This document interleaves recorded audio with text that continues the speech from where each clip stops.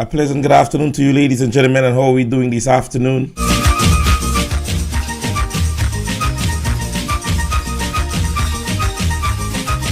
It is the 26th day of October. It is presently 3 minutes past the hour of 6. It is a rainy day in Grenada, Carriacou, and PD Martinique.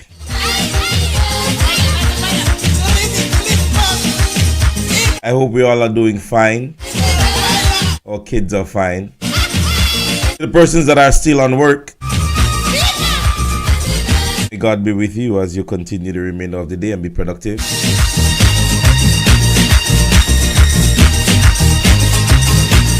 Good day to the people on my Facebook page. Good afternoon, and a special good afternoon to my wonderful wife, Andia. Good afternoon to you. And to the persons on my YouTube page, I want to say a pleasant good afternoon to you guys also. I hope everybody would have had themselves a wonderful day thus far, and God's blessings to each and every one of you. I am here with you again for another wonderful, wonderful evening. Good evening to the people that are already on my YouTube page. A special good evening to that part of the classroom. I want to say good afternoon to you guys, and I hope the other side does not feel in any kind of way when I normally say good evening to the people on my YouTube page. They are special. They are special to me. All right? Everybody's special to me, but they have a little extra. I'm sorry about that. I want to say good afternoon also. A very special good afternoon this afternoon. I want to say good afternoon to Brother Nimrod Oliver. You know, I have had in the past every time say good evening, especially to somebody or a candidate or a representative within the new national party. But today I want to say good evening to Brother Nimrod Oliver. All right. So from the classroom, I want you to say good evening to Brother Nimrod Oliver, and I hope everything is all right with you and the entire family. All right. I am geared to converse for another wonderful evening. I hope that we all are ready for a wonderful evening. We are going to have conversations. I know some of you guys would have taken Sister Jenny not too long ago. She would have had a conversation today, and I know many of you all were locked in to listening to Sister Jenny. All right. Good evening to you, Glenda Robinson. I don't know. There's a little cold on my chest, but I don't have the flu or anything like that. I would have recovered from that. But however, you know, normally when those little flu on them, they're leaving you. They normally leave you with a cough or a funny throat or tonsil problem. All right. So again, ladies and gentlemen, I hope you all would have enjoyed your day yesterday, the holiday yesterday.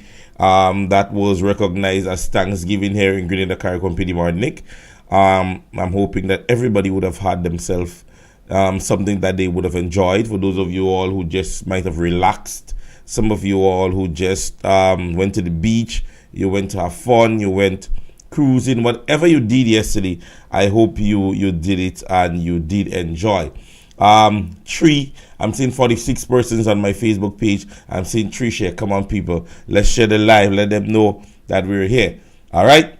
So you would find me drinking a lot today. I just want to keep the throat moist, so you would find me drinking a lot today. Please don't find it disrespectful, but to ensure that my throat remains moist, I would be drinking from a glass very regular today, somewhat. All right.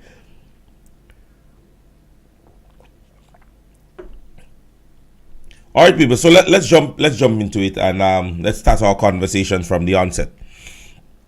I want to share my disappointment first and foremost with the Royal Grenada Police Force. And I do believe that in some sense or the other, the RGPF must take some form of responsibility when I speak to what I'm about to speak to. Now, as it relates to the traffic lights, and the persons may say, oh, you all lack such traffic lights. No, I look at traffic light.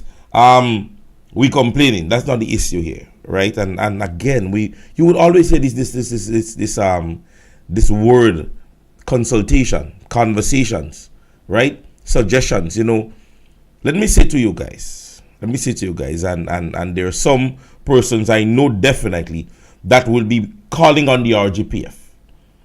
Now, a lot of the decision making as it relates to the turning on of the traffic light had very little to do with the Royal Grenada Police Force.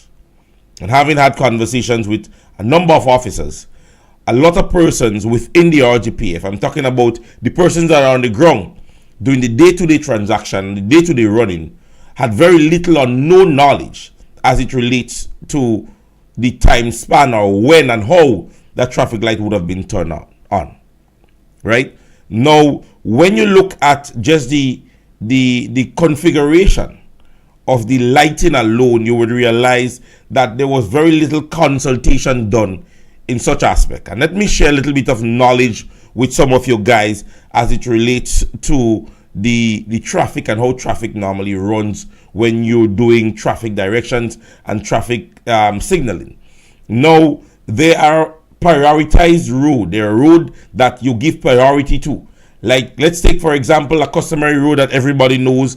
You up by the hospital, by the number 1 point, which is the name given for the area, right? You're on Granite Town Road, and the police officer is calling traffic there.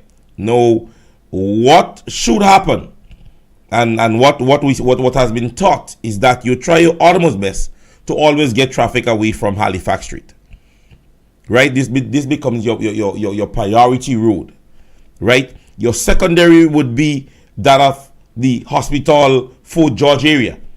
So secondary vehicles coming from that area would take a secondary preference, and then you deal with vehicles coming from the Church Street direction. Now, when you look at some places where the traffic light turns, you would realize that it's like they put all the configuration for the lights or the areas to be the same. And that is a no-no already. Traffic build-up in some areas are lesser than other areas. Let's take, for instance, Belmont. Vehicular traffic coming out from the Belmont road alone, from inside of Belmont, are very minimal. So if the main road, when you traveling to Grand Anse, if the configuration on that light is 5 minutes on green, when it goes over to the other side, it should not in no way be 5 minutes. This should be less, because the priority road there would be the main road, which is the Grand Anse main road. The road going down or the road coming up. Those two lights, even if they last 7 minutes, the lights that persons are getting from inside of Belmont should not last 7 minutes also. This should be about 3 minutes, 5 minutes. Because your priority road should be the Grand Anse main road. Your configuration of the lights should not be the same. There is no way all the lights should be the same. So let's take, for instance, Halifax Street.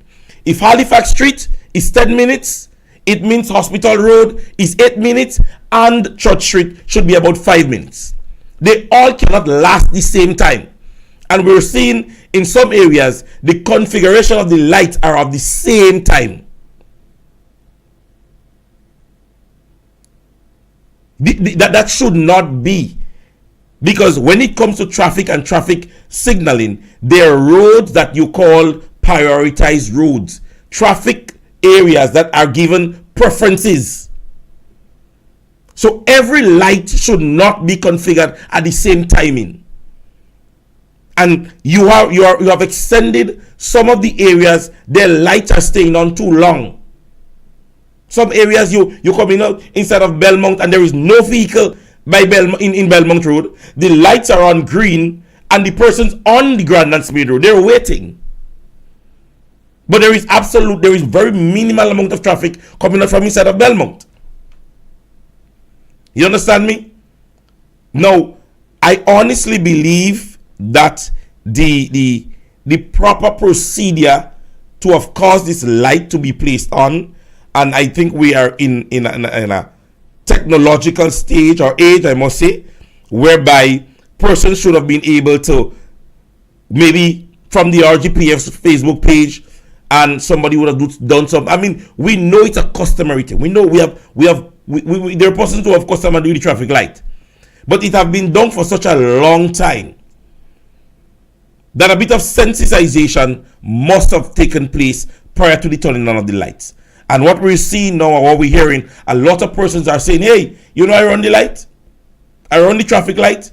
I believe that the sensitization process in terms of getting the general public to know that, hey, the traffic lights are going to be on, I think there were very minimal protocol given to that.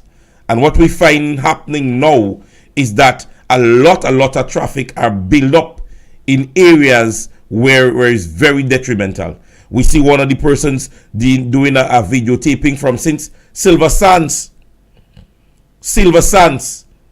There was traffic congestion heading all the way back to Belmont. And that is because of the traffic light down at the area just by Radisson. Now, I think the configuration there is the first issue to be dealt with. The timing of the lights should not, there are some areas that the lights are staying on way too long. The lights are staying on way too long. There are areas, ladies and gentlemen, that are priority. There are areas where your main road, where the lights are on, takes priority. Grandance Main Road and so on. Those lights should stay on longer than those by road lights. You understand me? It is not just about jumping, and we spoke about putting on the lights, yes, and that is because of you mandating yourself to do so. But at the same time, even again, and I spoke about that the other day, legislation as it relates to we understanding that there are cameras on the traffic light now. Now, what legislatively governs that to prosecute somebody? That's another information that should have been disseminated from the RGPF. Are we saying that those traffic lights are going to be used as are being administrated in court? You understand me? At the end of the day, you want to ensure that you don't put yourself for those backlash, right?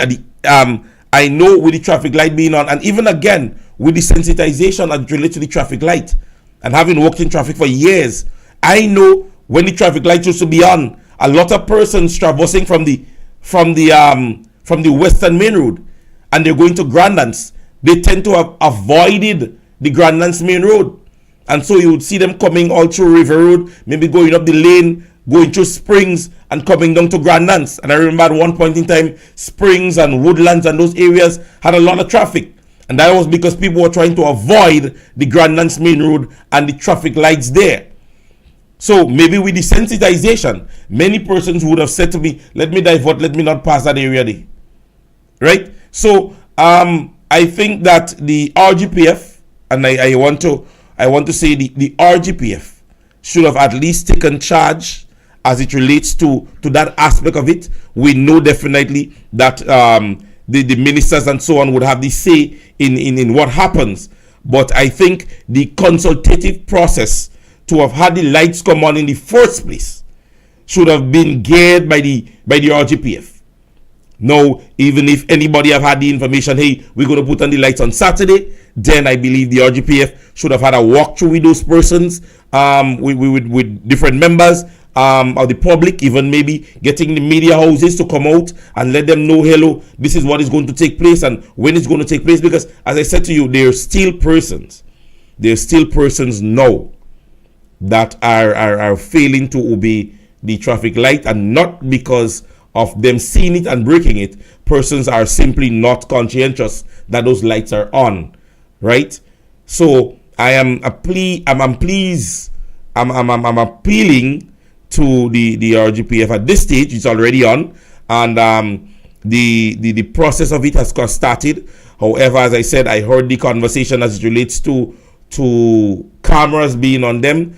I don't know what would it take in terms of using it for prosecutive purpose, but I would want to ask of the RGPF to maybe sometime in the not too distant future give persons a form of sensitization as it relates to that, right? Because I don't know the normal process as it relates to a citation, that it is been issued, you have 31 days to pay. If you don't pay it within 31 days, you would be given a summon to attend court and so on. I know that is the process as of now, right?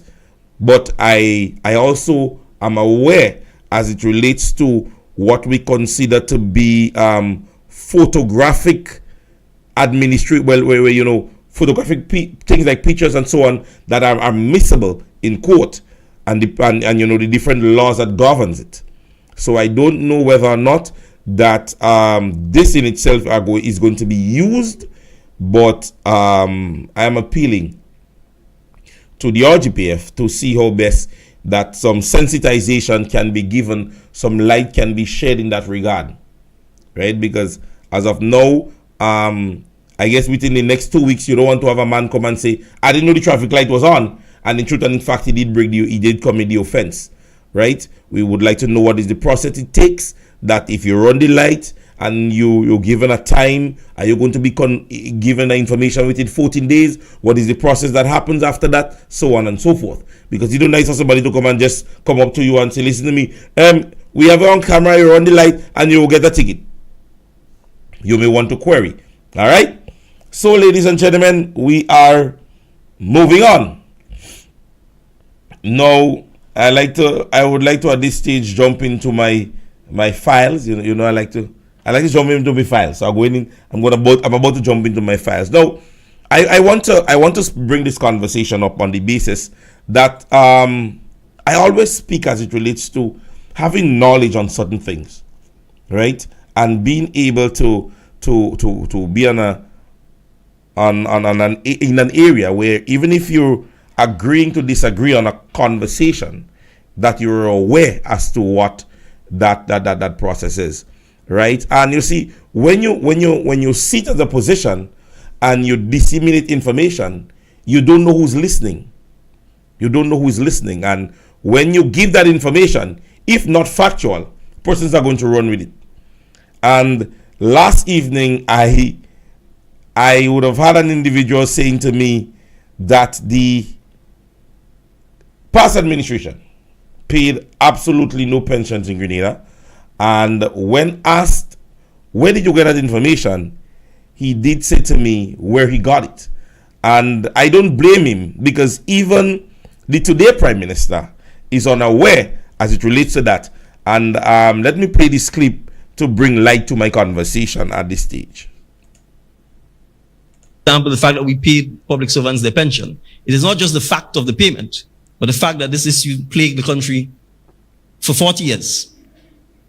And no government, past NDC administrations, NNP administrations were bold or courageous enough to say, you cannot treat your people like that. You need to end this squabble. And you need to ensure that when people have worked for your country, if they're entitled to their pensions, that the pensions be paid. Recall that we honored the Price Findlay judgment and paid Mrs. Armstrong and others promptly in accordance with our understanding. Let the principal assist him now. Unfair for anyone to come and see that Mitchell did anything as it relates to the pension issue. All right. So that judgment, that judgment will be all that individual who probably was entitled to pension at that time got a pension and 56 of them. All right. So we're hearing this. And you see, knowledge is power. Now, remember, what is being said now is that the new National Party did nothing at all as it relates to pension and pension payment.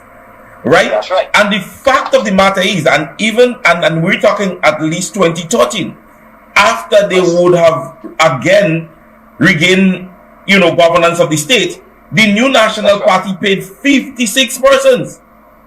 That's right. 56 persons after the judgment from how many? So, ladies and gentlemen, you see, at the end of the day, as I said, when you have information being disseminated by persons in position, and again, you need to, and I think at this stage, and let me say, I brought this up not to speak just on the pension payment and the pension conversation. I think at this stage, we do understand that our Prime Minister, and in the history of Grenada, this is our first Prime Minister with absolutely no political background and having obtained the office of Prime Minister. He's the first person to ever do it. No political history, and you're Prime Minister. So we have gotten used to that aspect of it. So we understand. But what we are not getting used to is our Prime Minister continuing to make vague, and I don't know if it is intentional, but untruth statement, because we heard the one about oil and gas. Now we hear the one about pension payments, and I think there might be others.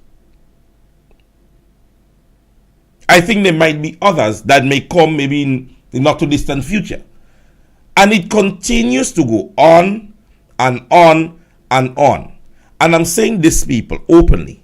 I think at this stage, Prime Minister Mitchell need to understand that if not aware, he need to equip himself or educate himself as it relates to making those bold statements.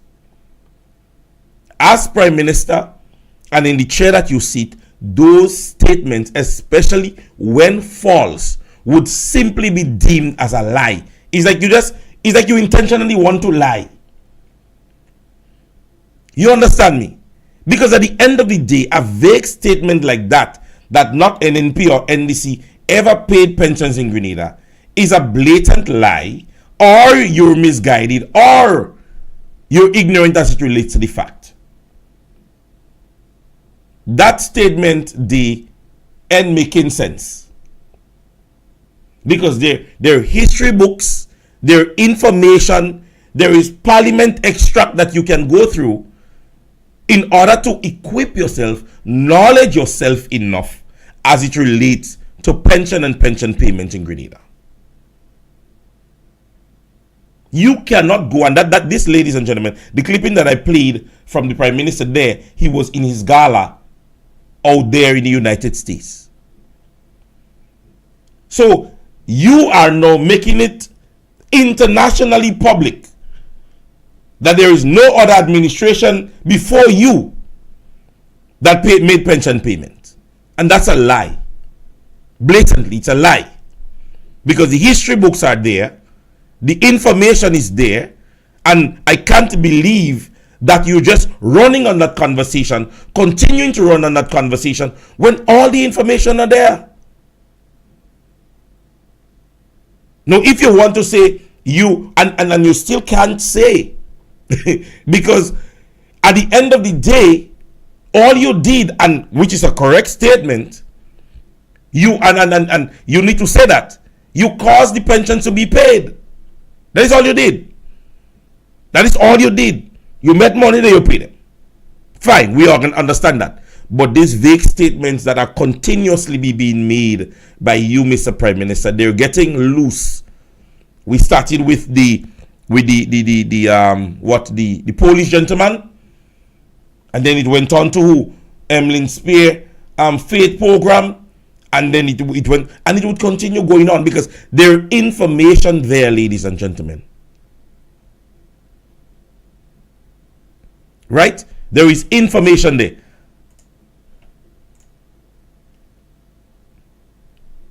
Right? And I want to play this right here too. I just wanted to make one additional point with respect to the pensioner. So the retroactive pension that is paid now, all those persons who have received those payments are now added to the pension payroll. So you'll continue receiving your monthly pensions going forward. So essentially, we're talking about 2,200 persons now on the payroll, and an additional 525 being added to that as part of the pension payroll going forward. And whenever someone retires, based on the job. So, what do you understand by that, ladies and gentlemen? Listen to the statement again. Finance. I just wanted to make one additional point with respect to the pensioner. So the retroactive pension that is paid now, all those persons who have received those payments are now added to the. So if they're added to, ladies and gentlemen, if they are added to, what does that mean? What does that mean? So in light of what was said by the Prime Minister in recent days is a blatant lie, because this is the PS in the Ministry of Finance who said that last year. So they're quite aware that persons were receiving pension payments. They're quite aware that persons under the past administration were collecting pension payments. So in that light alone, you're basically getting the divide, the attitude now that the Prime Minister is just lying. You're just lying to make yourself look good, because the information is there. The information is there to say to the Grenadian people that, hey, we have added, or you might have added much more persons, whatever conversation, however you want to put it. But you can't come and make a statement so boldly that absolutely no political organization, no prime minister before you made pension payment. That's a lie. That is a lie. The PS is mentioning that there is additional persons to the pension payments list. So if there are persons that are added, when were they added? What are they adding to? What does it mean to add? He didn't say a total commencement of pension payment, you know. And 525, exactly, thank you very much, Carla. He said I added 525 and they meant 2,000 plus. Stop doing that to the Grenadian people, and I continue to say that. I continue to say that it's either it is blatant statements, and they speak vague. They speak vague because when you hear them talk, ladies and gentlemen, I'm on that and I'm staying on that. Listen to this one. Oh my goodness, listen to that. I don't think that there isn't anybody that does not know me, Terry, and I don't say that with any degree of arrogance. I say it with a high degree of humility. I don't think that there is anybody that does not know Jonathan Lacquette, whom I've taught, their parents, their parents, etc. I think they know what I stand for, where I stand as it relates to integrity and character, that I'm a man of my word, and that I'm a very strong visionary. Wonderful. And if I tell you tomorrow morning when you come, this room is going to be transformed, the color is going to be changed, and the setting is going to be redesigned, believe me, it's going to be transformed and redesigned. Man of action. A man of action. So I believe that I have the work ethic to ensure that whatever is promised comes into fruition. I tell you, they're loose. They are loose. They're a loose bunch of people that when you hear them speak, if you don't careful, their words will drag you along with them. And you see, let me tell you what is loose about such a statement and speaking visionary. You understand me? You would promise that the room would fix in the morning. And in the morning, you will ensure that it fixes. A good leader does not do that. A good visionary leader would not do that. Because a good leader, even if he says he wants to transform this room in the morning, what would he do? He would ensure that in changing that room, it does not cause any disadvantage to anybody. He would ensure that he speak to persons as it relates to, if I change the room tomorrow, if other persons come here, would the paint affect them? What is the importance of that room? Is this a room that is used every day? Now, if you say you're doing it in the morning and there are persons occupying the room, do you have another place to have them have available for when you're going to fix that room? So this is not visionary. That is looseness. That is being loose. And you're given a task in the state of Grenada as it relates to health. And health has been moonwalking in Grenada. Health has been moonwalking in Grenada. And here you speak and say you're a person of vision. But you stood in the House of Parliament last year and make the excuse that you meet an invoice day of close to $2 million that the state has to pay. And up to today, we can't know whether or not that has been done. Because you're not a man of vision, you're a man of words. And I always speak to you guys about that. Sound nice. You see people that could talk real nice. Sound nice. If you want somebody that could sound nice, call he. When youth unemployment is at its best because of the lack of opportunities for our young people. Mr. Administration, sir, you are being prosecuted tonight and you are under oath. Is it true that our youth do not have access to low-income housing and that they are not able to afford basic standard of living? Just give them a mic and a stage. Remember Specky said that in one of his songs? Just give them a mic and a stage, and man, they could perform. Give them a mic and a stage, ladies and gentlemen, and you would see them at their best. Give them a mic and a stage and you would see glamour. You would see fireworks. You would hear things that you've never thought possible that could be mentioned just in words. Low income houses to youth. You hear nice to God? What has his administration changed thus far? That young people could now afford those low-income houses. The Minister of Youth himself stood in the House of Parliament, and instead of addressing the issue concerning or surrounding young people, he make himself the back of a donkey. He make himself a young donkey in the House of Parliament. And then you ask yourself, what is people really talking about? What did I be saying? I had the opportunity to face yesterday, ladies and gentlemen, converse with dear brother Andy Williams. And I had to say to him, I said, brother, you're playing too much opposition on the field. I say, you're fresh. I say, you're fresh. You just put on your football boots and they sub you and you're on the field. I said, but you're playing every position. You have not yet understood your role and function. Integral ministerial position in which you hold. But it saddens me to tell you that you are playing the position as what the water boy would play. Yes, you're part of the team. But if tomorrow they want to make you the water boy, you're the water boy. They want to make you the manager, they make you the manager. They want you to pick up all the clothes, you pick up all the clothes. They want to send you on the field, you. And if you're educated enough as a politician and you hold some position or some form of qualification or certification, they're not doing you that.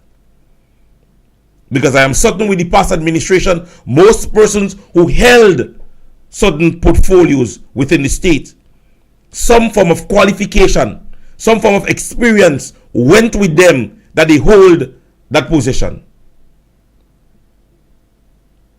Some form of qualification went along with what we know that you could do. And he said to me, you know, I was at NNP for years. Brother Williams said to me, I was at NNP. I said, you know nothing about the wars at NNP. You know nothing in Grenada about your wars at NNP. Anytime you change, you was never NNP. Take what I'm telling you. Anytime you change in the state of Grenada and vote another party, you never was a NNP.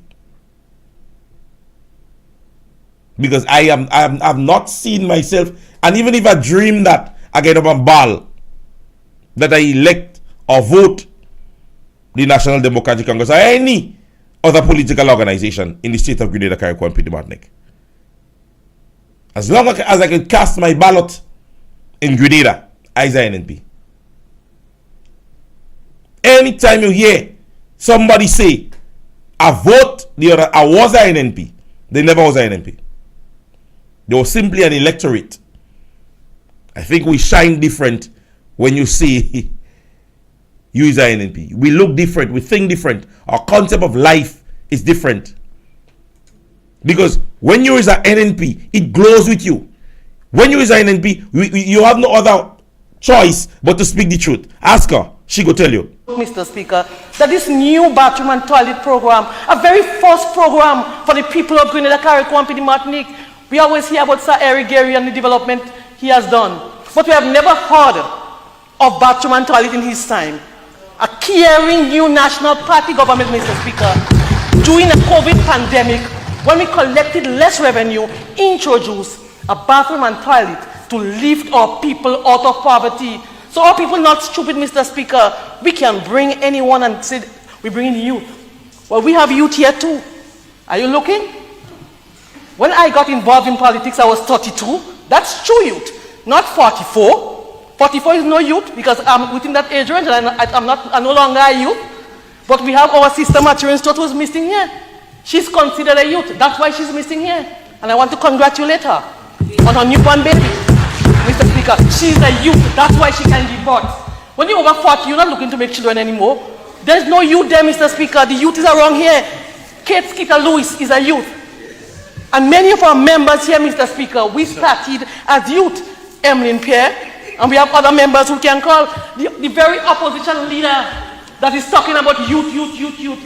He entered this parliament as a youth under the new National Party government, Mr. Speaker. And this needs to be known.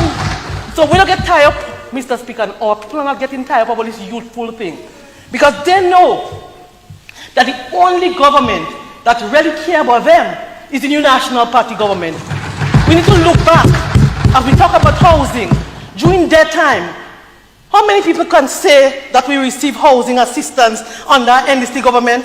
NDC government see housing and improving the life of people, ordinary people as greedy and needy and greedy. That's what they call them. But the only true government, Mr. Speaker, the only true party that truly cares about our people is the new National Party. And our people, they do not forget. So let's not take them for fool and say there's a wave. There's no wave. We're getting tied up in a few areas.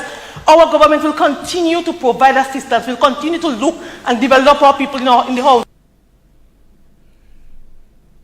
That is not her speaking. That is Jesus through her. That's why I say when you're an NNP, it is reflected in you.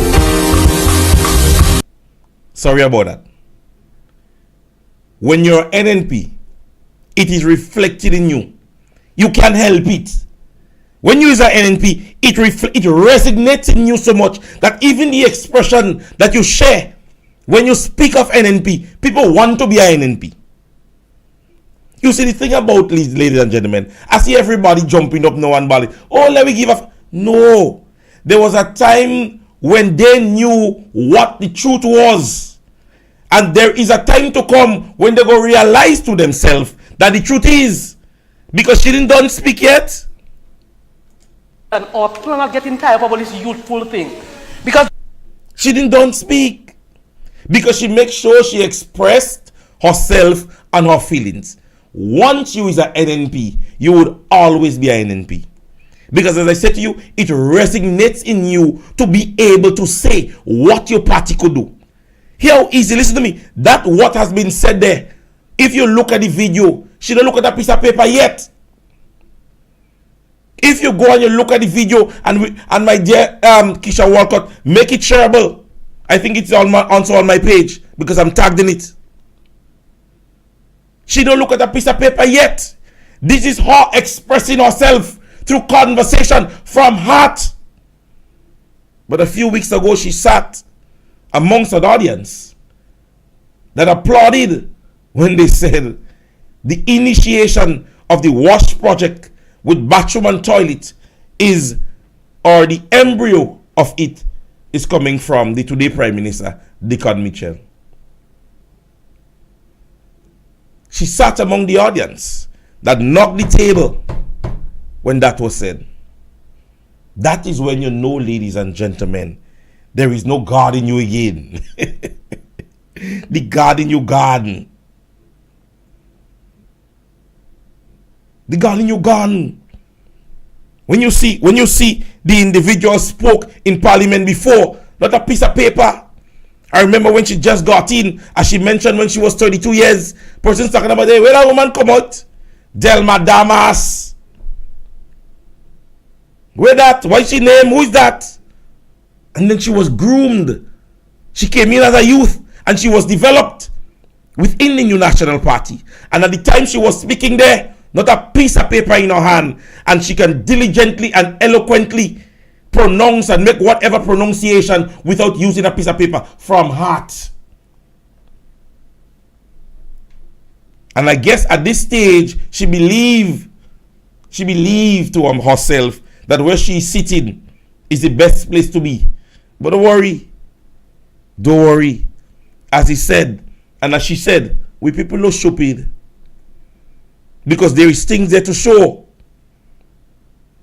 There are things there to show. And as long as they continue to come up with their conversations, don't be scared to tag them on those videos. Remind her. Tag her and remind her. For those of you all who she don't block yet, remind her. Remind her. You remember when you said this? And I said to you, you should see the video, the expression, the ability to freely speak. I mean, she looked like if she wanted to go on around the table and hug everybody. And now you sit in government as the most senior. You left the new National Party with one of the best references. With everything that you said about the job. And you know there are people like that. You say, how can I think about the work? They don't pay you much. You don't think... But when you ask the boss for a reference, the boss gave you a nice reference. The boss said, hey, that was one of my good workers. And you question the boss, and the boss says nothing to you. You left with a good reference. And you made that known to the Grenadian people that you left with a good reference.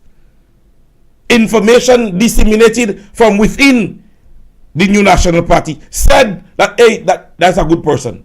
Or you get somebody good. So we left you to go on the other side with a good reference. But then you go on the other side and they take all your papers, your certification and your experience, and they throw it on the side. Not holding or giving you the opportunity to hold a ministerial position based on experience and eloquence and education and understanding that you have grown into politics. They give you up thing and they say, "Let me go and sit down there and wait until we tell you what to say." At the end of the day, ladies and gentlemen, once you is an NP, you'll always be an NP. You can't help it. Sometimes you take a little chance and you jump on the other side and then you see some of them start to drag back on the other side. Let me say this to you people, and maybe you'll go call me a prophet by the next election. I am predicting that in the not too distant future, that this same individual is going to either retire from parliament or politics in its entirety and make a very bold step in attempting to rejoin the New National Party. Remember, I told you all that. Because let me tell you something, you see, body language can lie. Body language can lie. Many persons just try to hide it. Their body language is that you could tell if an individual is feeling comfortable, if they're tired, if they're feeling sick. For most of us who have been gifted that talent. And anybody who knows the dear sister, vision her in the past when you saw her amongst the New National Party, as opposed to when you see her now. It's darkness, you seen that drop. You're not welcome in the place that you are. Your expectation was that you want the money. Yes, it's true. But you're not exercising the task given as the person in charge of your constituency. You have been barred in that sense. You have been barred in that sense. You are not given the opportunity and you're being undermined within your own constituency because you're not servicing the people of your constituency. When last have you heard anything as it relates to your concern when it comes to your constituency? In the belief that you left on this side saying to the Grenadian people, you are going to help the people of your constituency. They have not made that bold step to come across with you.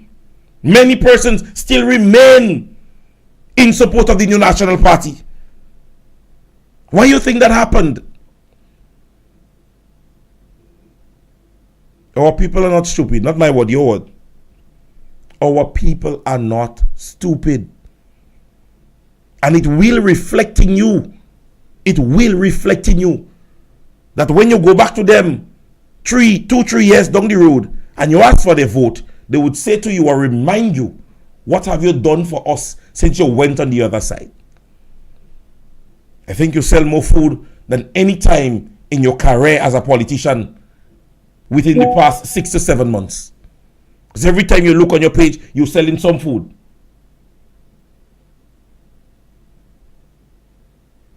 You're selling some food. This is what you have gotten to. Experienced. You're such an experienced, well-gifted politician. Well-gifted. And at the end of the day, nothing.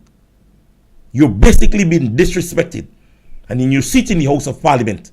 You stay in the House of Parliament. And you sit down and you hear things like that said. When you made statement boldly in the House of Parliament before, as it relates to housing projects and different projects in which was initiated by the past administration. You are a hypocrite. That is what it is. And you cannot run from it. Because if you knew what was there, and persons are trying to belittle what was done, and you sit among the audience and you accept that to be said, you are a hypocrite. And you stand among the House of Parliament now and you're crying down certain things. When you were a part of it, when they're running it down, you are being run down too. Falls directly, and a lot of things falling directly within your ministerial position in which you held, in that of housing, the seed program and others. You held those positions. And today they stand and say, all you want there, how much years, and they don't do nothing. And you sat there and you're knocking table. You're knocking table and blasting yourself. Are you not intelligent enough to realize that? Man telling you are bad breath and you're clapping. And you're going in the ears and talk. You need to understand the scope of this organization. You are welcome inside for a purpose. And I think the purpose was to get that nice amount of persons within the parliament. Because the next conversation is coming. The next conversation is coming. There are going to be more. And you will have to sit there and hear them run down and lie on different things. And you have to sit there and listen. And you have the facts. You know the information. Because we have it. When they talk about it sometime in court, in parliament, sorry, we hear them.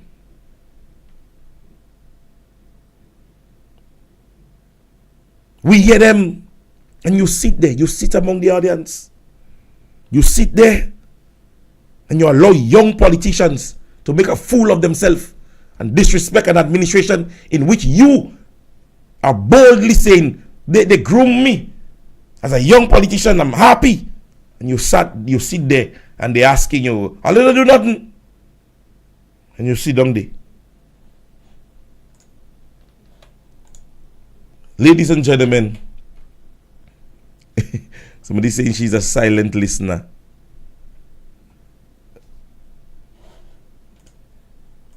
Somebody saying she's a silent listener. Voice yourself.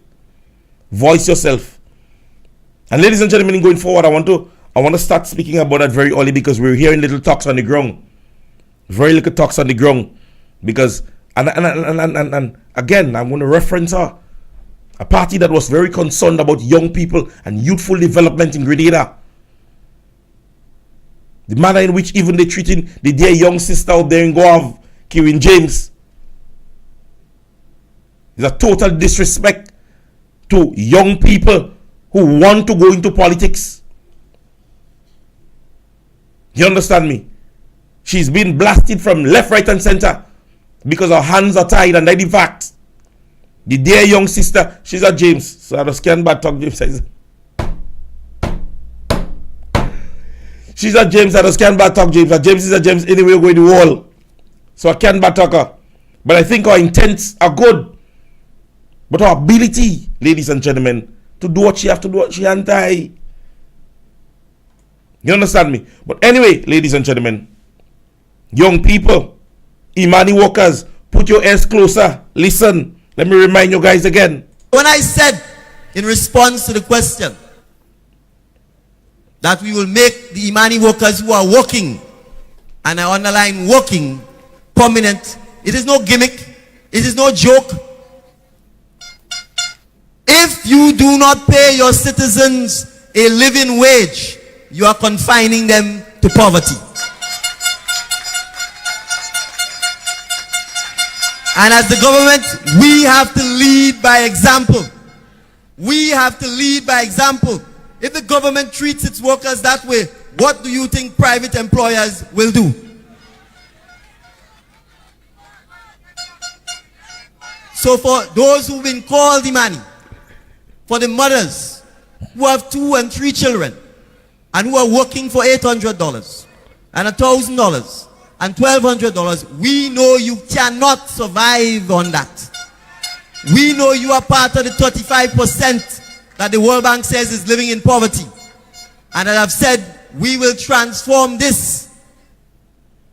We will recognize you as a full worker in Grenada.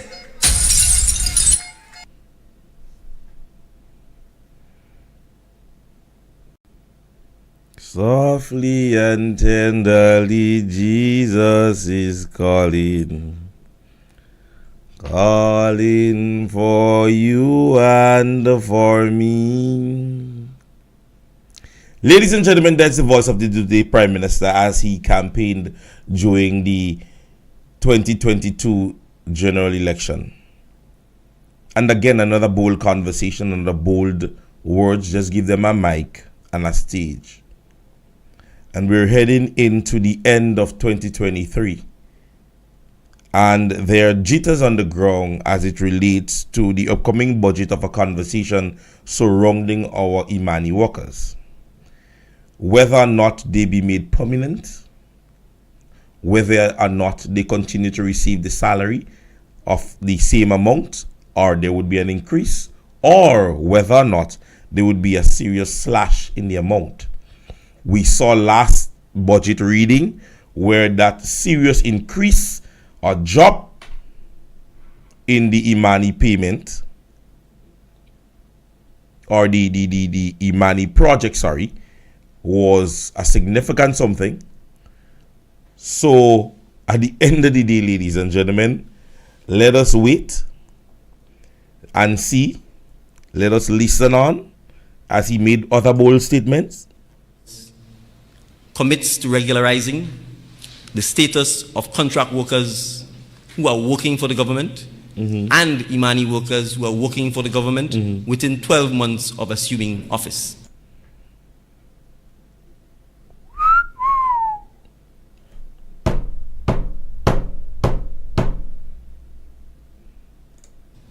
At my very first Congress, commits to regularizing the status of contract workers who are working for the government and Imani workers who are working for the government within 12 months of assuming office.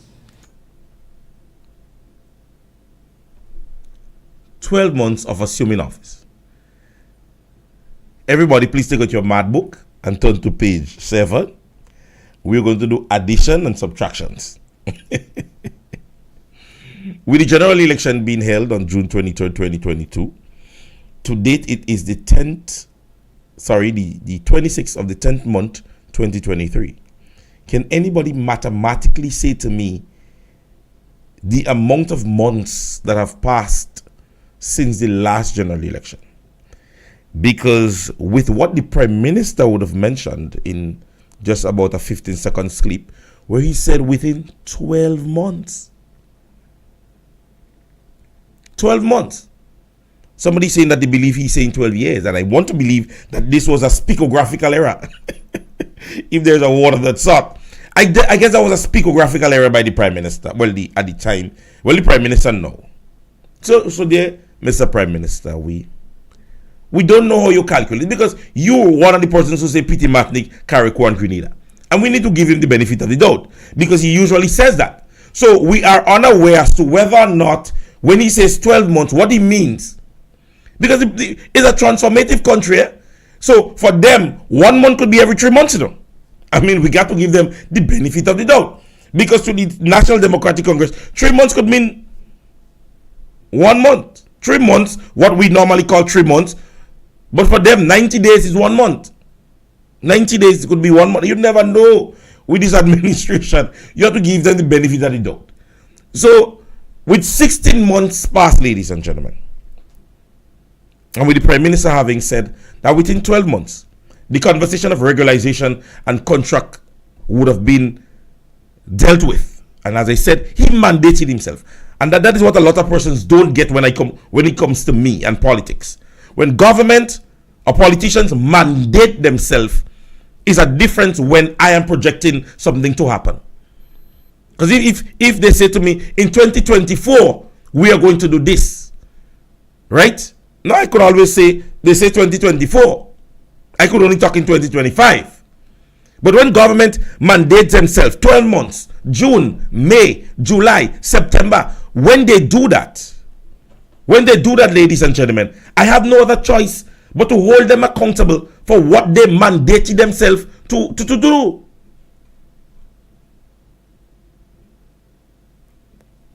Kala, you sent me something. I think I received Oh, I guess it just came. When when politicians mandate themselves to do certain things, right? I want you to understand that when you're a political activist, this is what your focal point should be on. Not stupidness and their personal life and what they do from what they do. That's not my thing. As a political activist, you're focused on what politicians have mandated themselves to do, what they have budgeted themselves to do, on what notion do you define what you want to do from as opposed to what is actually happening. Those are the grounds, right? And one of my students sent me a clip, and I know you don't have no bad word in it, so I could play it openly there, you all hear it too. And there will be one public service. If you are working for and on behalf of the state of Grenada, and you are fulfilling a permanent job, there is no need to have you branded as an Imani worker, and there is no need for you to be placed on contract. You will be regularized and made part of the public service. A few moments later. The regularization is focused on the several hundreds, if not thousands, of the persons who do not have those things. And the point that I think P.S. Marshall was making is that in order to treat with that, we simply cannot take all of them and make them established public servants for the simple reason that it will bankrupt the government. This is a remix. Ladies and gentlemen, and forever you would hear those clips. And this, as I said to you a while ago, this is what political activists is. This is what that is what you play upon. That's what you play upon when government mandates themselves. And I want us to understand this. This is to give ourselves knowledge. This is to give ourselves knowledge as it relates to what was said during the campaign. You hear nice things. And when Dr. Mitchell said to them, right pie in the sky, where already they made it a gimmick. And they started when they started to coming when Dr. Mitchell spoke on all the things, pension payment and this payment and so on and so forth. You hear you now hearing everything now regurgitated. You're hearing everything brought up now in a nice way. How can you regularize? How can you take out everybody on contract? Ladies and gentlemen, based on the work system in the world, contract payment must happen, or contract employment must happen, so that you have that level of rotation during employment and your economy and businesses. You must leave that space. You must leave that space. If you take out somebody on contract and you make them permanent basically because they've been working 2-3 years but they don't have the qualification, when somebody comes with the qualification, what happens? So an individual works 2-3 years within the Imani, you make them regular, or you take them out on contract, right? That person would have had 5 subjects, and they basically was off contract because they have been working long enough. They're in a technical field, like let's say computer or some ICT something. Now somebody comes who qualified with a degree or whatever it might be, and this position is there. What are you doing with that person now? And you see, this is the things, ladies and gentlemen, that we need to understand. Like in the same conversation last night, somebody was telling me about wages and people, there are advantages to these things. There is basically 2 wars taking place around the world right now. And they're in bigger countries. Bigger countries. These things trickle down. It looks so, some of us will be like, we they far writing Grenada. Thank God that they writing Grenada, and that don't happening here.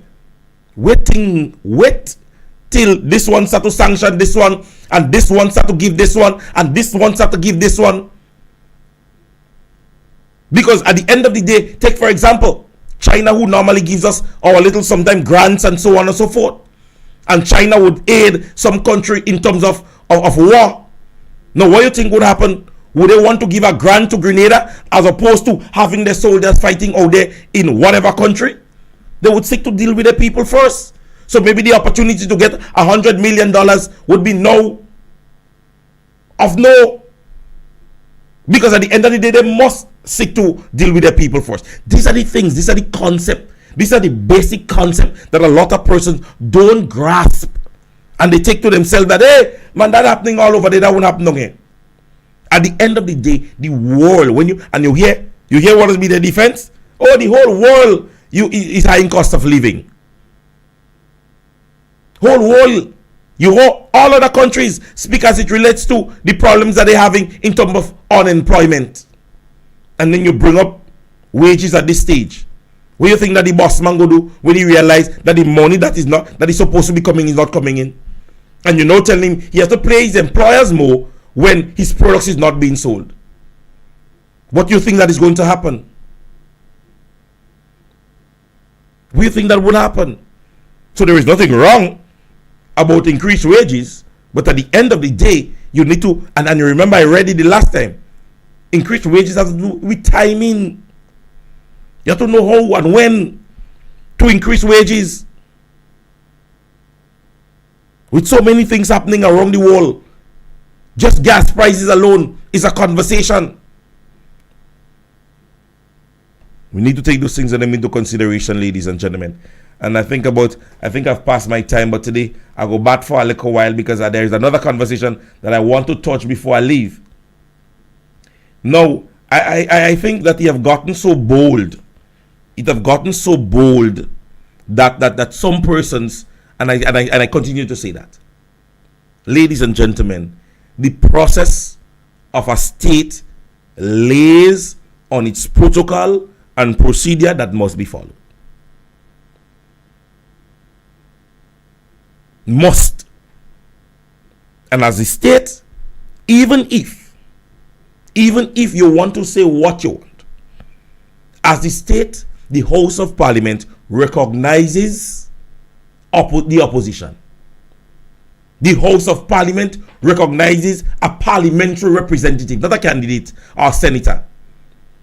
Well, in the lower house, instead of a senator. No, I was intrigued today to have received an information or a status that was placed up by one of the candidates that ran in the St. Andrews Northeast area. That reads, last year, NDC, SANE, the St. Andrews Northeast, had a fun day and movie night. Mr. Garway showed up. Last night, NDC St. Andrews Northeast and St. Andrews Northwest had a bingo, and Madam MP showed up. According to school children, all you take work. To the person who posted this was the candidate, Sister Tessa Sincere, which is my okay friend, which is my person who I normally say I give a little kudos when it comes to my ability to articulate in terms of speaking, because she was a facilitator of mine when I was in youth parliament. But you see, at the end of the day, my question is, my dear Sister Tessa Sincere, of what position do you hold in the state of Grenada, Carriacou, and Petit Martinique? Because all we knew as it relates to you, Sister Sincere, is that the last election you were candidate for the St. Andrews Northeast area with this dear Sister Kate Sita Lewis putting good licks in your backside, having you not even being able to get a position, not even in government. So if the MP for the area shows up, the expectation of you as a young politician is that you acknowledge her presence because she's in her constituency, and you give some protocol to the position that she holds. That is the expectation. So if you're having a bingo and you see the MP arrive, you let the master of ceremony know that he need to acknowledge the MP of the area, because the state recognizes the MP and not you. So even if you come there and they don't say nothing, you're just another citizen within the area. But when the MP reaches there, the expectation of the master of ceremony is to say, persons we want to recognize the arrival of the parliamentary representative, that of Miss Kate Skita Lewis. So correct that. I know you're supposed to have some respect. So when the MP arrives in the area, her position supersedes every position there. every position there, unless you might have had the Prime Minister or the Governor General or the opposition leader there, or some maybe other members of government, you, Texas Sincere, have no whatsoever, none whatsoever, not a bit of it, say in terms of the MP of the constituency coming there. What your expectation is, and somebody will expect to have some respect, is that the arrival of the MP must be acknowledged among the audience of the people. That you say, good evening, ladies and gentlemen, we want to take the time out to say good evening to the MP of the area. That is the expectation. So to come and say, oh, you take walk. No. An event is being held within the constituency or neighboring constituency, and of such, the MP, who I believe have respect for the politics of Grenada, Carriacou, and Petite Martinique, she didn't see color. There is a constituency event that is taking place, and she attends the event. Who hosting the event is of relevance to her. Her importance is that she is there to ensure that she patronize and mingle with the people of her constituency. See that first. You in the lady place. Hey. So the expectation is that as a young politician, as somebody who don't really have a seat in Grenada or in the House of Parliament, the expectation is that you acknowledge her presence. Your doctorate is not as important as her MP. She's recognized in the House of Parliament. That when she gets there, she's given a VIP seat, and you say to her, hey sister, come and have a seat here. We want to invite this, and then she would either accept or decline. See, all you just put the cart in front of the horse and forget. That is the respect, that is the protocol. The MP arrives, and the acknowledgement at whatever event is that the MP is here. That is what you ought to say. That will acknowledge that, ladies and gentlemen, we would like to acknowledge the arrival of Kate Skeeter Lewis within the bingo tonight. Do enjoy the rest of the evening, Madam NP. Or you can call her Mrs. Lewis or whatever you want to address her as. So I want the message to go to her, because even if she called me, I tell her the same thing. Even if Sister Tessa called me and said, hey, discipline yourself on the next occasion, please and thanks.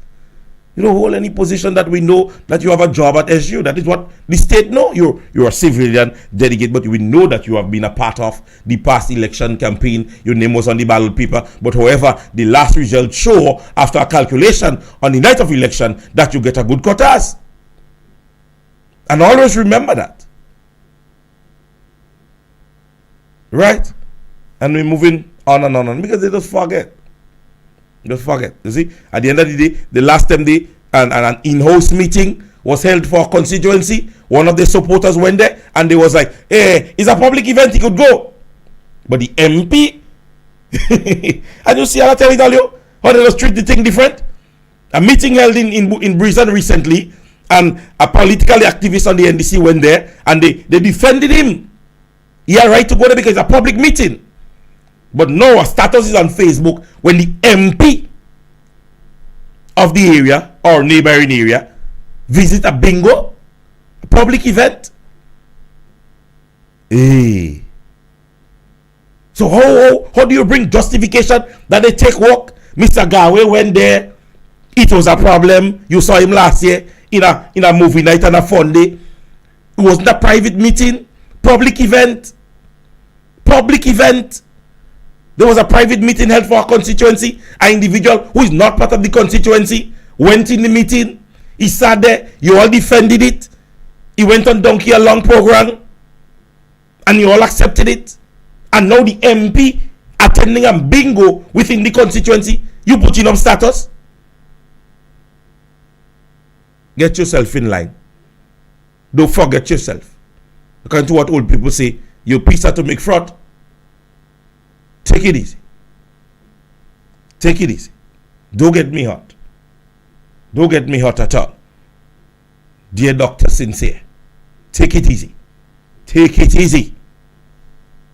Hey, MP Vijay, you acknowledge. That's the expectation.